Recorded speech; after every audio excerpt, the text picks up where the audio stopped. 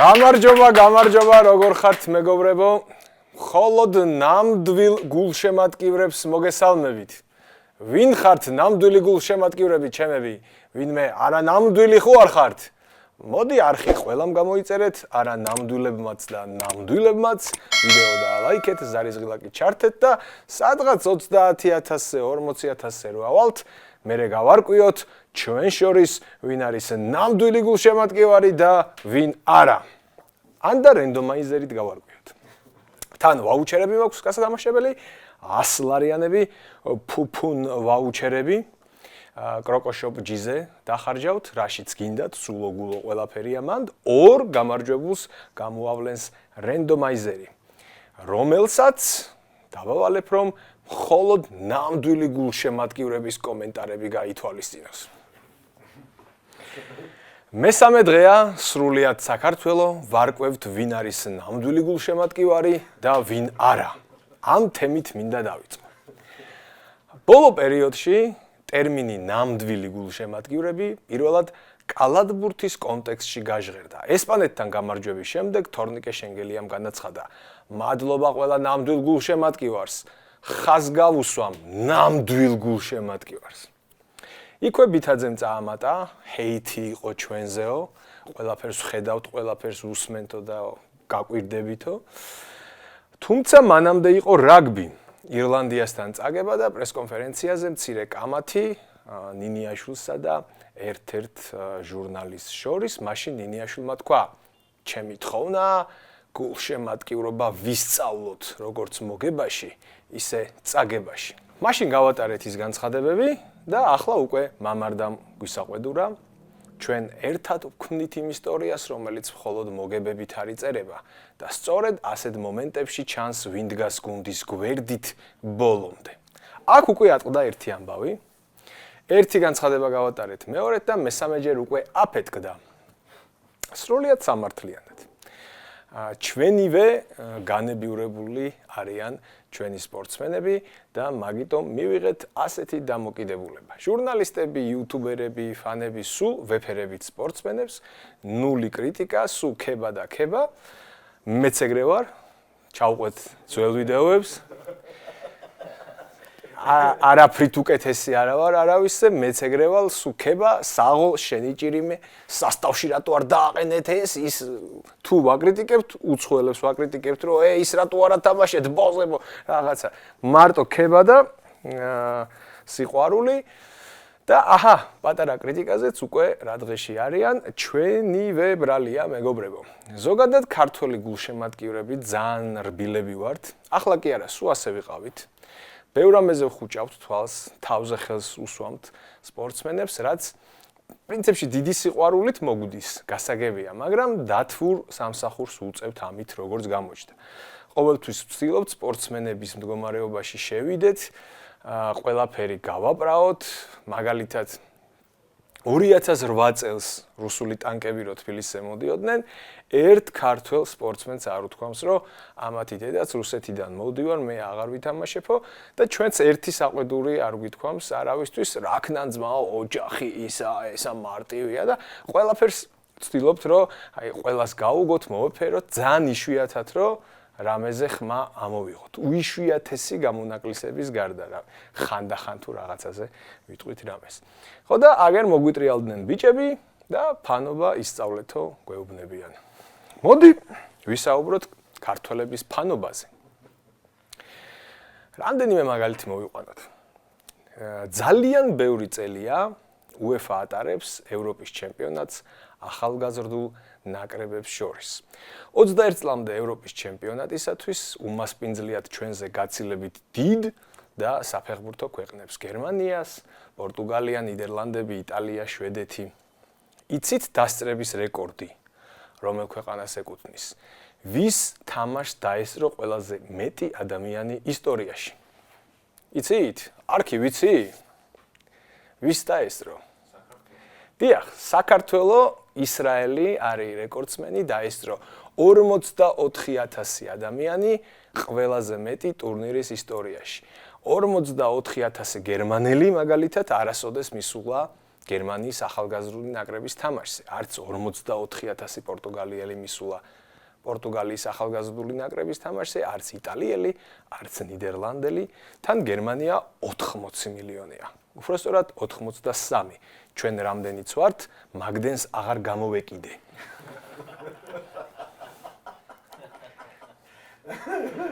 ხოდა 83 მილიონიანი ტოპ საფეხბურთო ქვეყნის ახალგაზრდულის თამაშზე არასოდეს მისულა 44000 ფანი. იგივე სიტყვის 60 მილიონიანი იტალიაზე და ასე შემდეგ.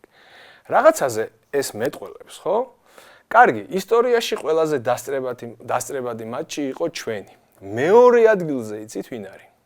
ზურა, იცი მეორე ადგილზე ვინ არის? საქართველოს. დიახ. საქართველოს მერე საქართველოს მოსდევს რეკორდით საქართველო ნიდერლანდები იყო ეს მატჩი. კარგი.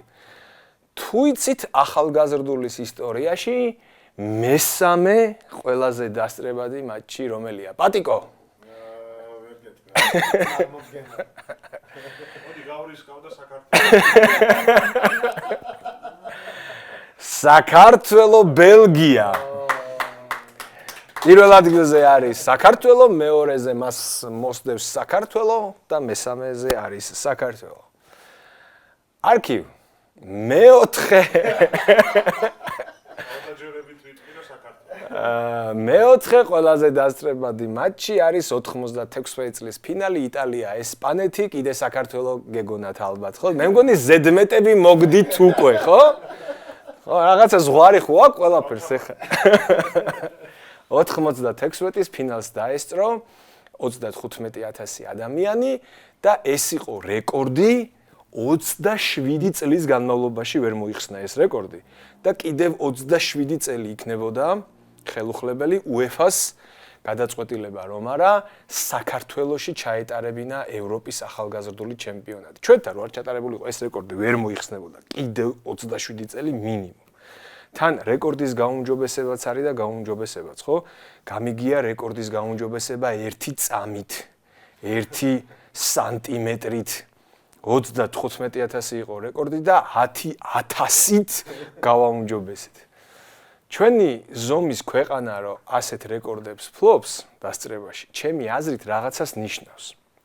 ასეთ ქვეყანაში თუ კი შენ ქომაგობა მოგაკლდა დაფიქრდი, იქნებ მოგება-წაგებაში არ არის საქმე და სხვა კუთხით ხო არ აწყენინე ვინმეს. კიდევ ერთ მაგალითს გეტყვით. ერთ დროს კალათბურთში არსებობდა დივიზიონები. სპეციალური დივიზიონი იყო, სადაც თამაშობდნენ არასაკალათბურთო ქვეყნები, სომხეთი, სან-მარინო და ასე შემდეგ. მერე იყო B დივიზიონი, მერე A დივიზიონი და A დივიზიონიდან შეგეძლო ევრობასკეტზე გასვლა. ჩვენ ვიყავით B დივიზიონში და ერთხელ, უბრალოდ არა ერთხელ, შევხვდით ლუქსემბურგს, ძველ სპორტის სასახლეში იყო თამაში და ახლოვებით 8000-დან 10000-მდე ადამიანი დაესწრო საქართველოს ლუქსემბურგს. თამაში რო დასრულდა, FIBA ევროპამ Facebook-ზე დადო ძალიან ჩვეულებრივი პოსტი. საქართველოს ლუქსემბურგი, ანგარიში, ესა და ეს დასწრება 8000. ჩვეულებრივი საინფორმაციო პოსტი დადო და კომენტარებში ატყდა ერთი ამბავი. უცხოელი კომენტარები უწერდნენ, რომ შეცდომა გაქვთ, გაასწორეთ ოქმი, სავარაუდოდ 1-0 შეგეშალათ, 8000 არა 800000. ფრანგები, გერმანელები, სერბები აკომენტარებდნენ, რომ შეცდომა გაასწორეთ, ვერ დაიჯერეს, რომ B დივიზიონში ლუქსემბურგთან თამაშზე მივიდა 8000 კაცი. სამწუხაროდ სკრინი შენახული არ მაქვს. ჩემი საყვარელი სკრინია, რომ FIBA-ს ეღადავებია, რომ აი 800000. აი ხა როგორი დასაჯერებია B დივიზიონში.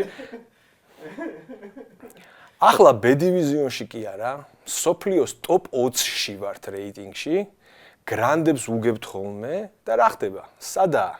ბუმი. ერთ კვირაში უმნიშვნელოვანესი თამაშია და აი ამდენი ბილეთია გასაყიდი. თითქმის 3/4 დარბაზის მწვანეა, შეგიძლიათ იყიდოთ კი არა და აუცილებლად უნდა ვიყიდოთ ბილეთები, იმიტომ რომ ძალიან მნიშვნელოვანი თამაშია ჩვენს კალათბურთელებს. ხო და აქ ვერ ვიტყვით, ხო, რომ მოგების დროს გვერდით გვედექით და წაგების დროს დაგვიკიდეთო. პირიქით, 100 ჯერ გაუმჯობესდა შედეგები კალათბურთში და B დივიზიონში რა ზეიმიც ჰქონდა, იმის მეასედი არა ახლა. არ დამიჯერებს, გადამყიდველებისგან მიყიდია ბილეთი კალათბურთში საქართველოს ირლანდიაზე. B დივიზიონში. ირლანდიის კალათბურთი გაგიგიათ ვინმე ეს? ირლანდიის კალათბურთი როგორ აგიხსნათ, ვინც არ იცით. მაგალითად 2011-დან 2022 წლებში ევრობასკეტზე ვერ გავიდნენ, იცით რატო? შესარჩევი არ უთამაშიათ. განა ვერ გავიდნენ ევროპაზე, არც უცდიათ. ეგეთ საკალათბურთო ქვეყანასთან მატჩზე დასასწრებად გადამყიდველისგან ვიყიდე ბილეთი. B დივიზიონში, ლუქსემბურგი ბევრად მაგარი გუნდია. ახლა 10 ჯერ უკეთესი ნაკრები გვყავს და რა ხდება? სად არის განწყობა? აბა ეხლა დავფიქრდეთ. რამ გამოიწვია ეს ყველაფერი? რაგბიზეც ვთქვათ. ირლანდია იყო ჩამოსული და სანახევროდ გაივსო ლოკომოტივი. სოფლიო რეიტინგის მეოთხე ნომერი ჩამოვიდა და 0 ზეიმი. რაგბიში ჩეხეთთან მინახავს სავსე სტადიონი და ახლა ირლანდიასთან არ გაივსო. ჩეხურ რაგბიზე გსმენიათ რამე? ჩეხებსაც არ სმენიათ. მოთამაშეებმა სავსე სტადიონი რო ნახეს, მართლა ქუთაისში იყო ეგ თამაში ვიყავი. ჩეხმა მორაგბეებმა რო სავსე სტადიონი ნახეს, რა შოკი ქონდათ, იცი რომ ჩვენ ვიყურებდნენ მთელი თამაში. იქ მოედანზე ხანდახანი რა ხდებოდა არც აინტერესებდა. ოჯახის წევრების გარდა არ ენახათ სტადიონზე არავინ და უცებ სავსე ტრიბუნაზე კიბეებზეც ხალხი იყო. გავიდა წლები და ირლანდიაზე აღარ მოდის ხალხი. მაშინ როდესაც ჩეხეთთან ივსებოდა. დავიჯერო ხალხის ბრალია? ირლანდიასთან თამაშზე ვლოგს ვიღებდი სტადიონთან და აკრედიტაცია მაჩუქეს. მოდი, ადგილების მეტი რა არის? მართლა. ეგრე მას შევედი, კაი მასში ვიჯექი ფუფუნებაში. მოდი კაცო. ირლანდიასთან კალათბურთზე ვერ ვიშოვე ბილეთი და რაგბიზე აკრედიტაციები მოგჩა. ახლა ვინ დაიჯერებს ამას? ისე ჩვენც ცოტა უცნაური ქვეყანა ვართ, ახლა ირლანდიასთან რაგბიზე რო არ წავედით და კალათბურთზე.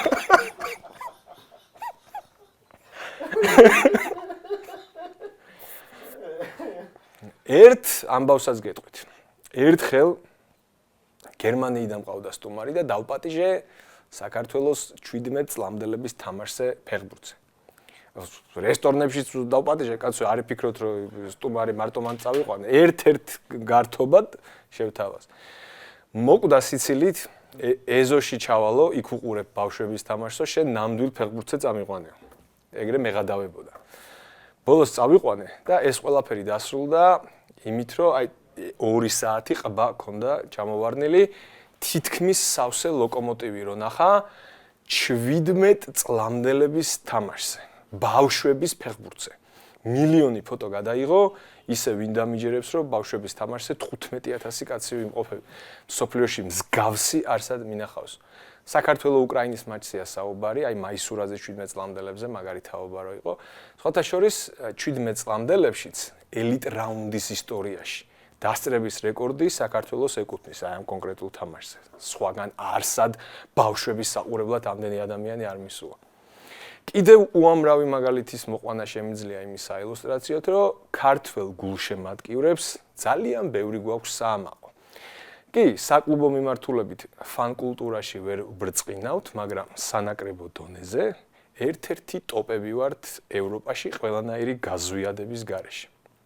ამიტომ გულშემატკივრებისკენ ხელის გაშვერა, ნამდვილ და არანამდვილ ქომაგებად ხალხის დაყოფა არ გამოვა ეგ ამბავი, მეგობრებო, ძალიან სირცხვილია.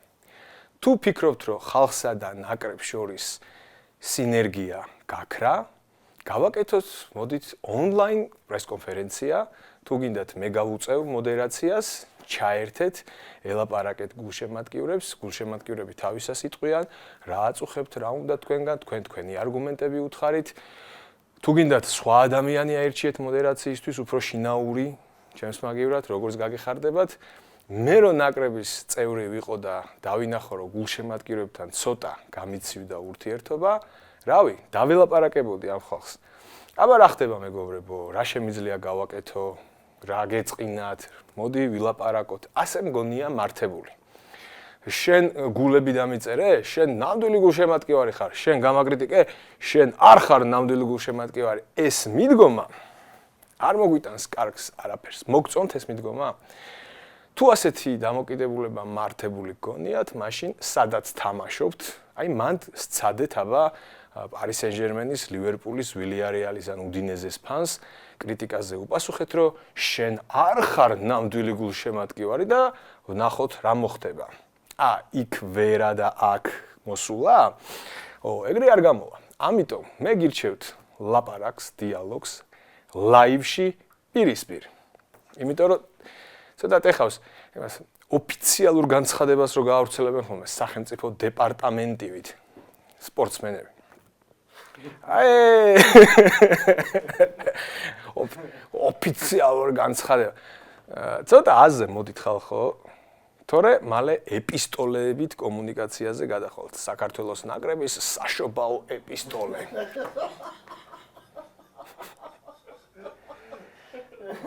გულწრფელად ხალხო, ჯერ ეს სხვისი დაწერილი ტექსტები, დარედაქტირებული ტექსტები, წერტილმძიმე, ლამაზად, რად გვინდა? მაგას ჯობია რომ ნავალოვსკიმ რო ლათინურად გვაგინა. გულწრფელად მაგას ჯობია ეგრე დაწეროთ, რა ლათინურად დაწეროთ, რომ ვისაც მე არ გევასებით, რაღაცა ეგეთი დაბიო ტექსტიც კი ჯობია, ამ გაშალაშინებულ ვიღაცის სპიჩრაითერის დაწერილ ლიტერატურულ ტექსტებს რა. გულწრფელობა არის არასოდეს გამიკრიტიკებია ნავალოვსკი მაშინ რო გვაგინა Facebook-ზე. არასოდეს. იმიტომ რომ გულწრფელი იყო. ძალიან გულწრფელი იყო. ამოასხა კაცს რა დაწერა რა. ერთხელაც არ მithქვამს მაგაზე არაფერი. ეს ოფიციალური განცხადებები და საერთოდ არ ტეხავს, რომ ფეხბურთელის ნაწერში იყოს რამე გრამატიკული შეცდომა. არ არის საჭირო არავის დარედაქტირება და გასწორება ტექსტის. გულწრფელად გულში რაც გაქვთ, ამოიღეთ თქვით რა. მოკლედ მეგობრებო, ჩამოდით მიწაზე, ვისაუბროთ ჯიგრულად რამე თუ მეც ეპისტოლეს ჟანრში გადავედი. სპორტი გულშემატკივრების გარეშე არის არაფერი. ნული. ეს იქნება ჩემი მეგობრული რჩევა ადამიანისგან, რომელსაც სტადიონზე დგომის 30 წლიანი სტაჟი აქვს, რაღაც მეც მინახავს და გამიგია.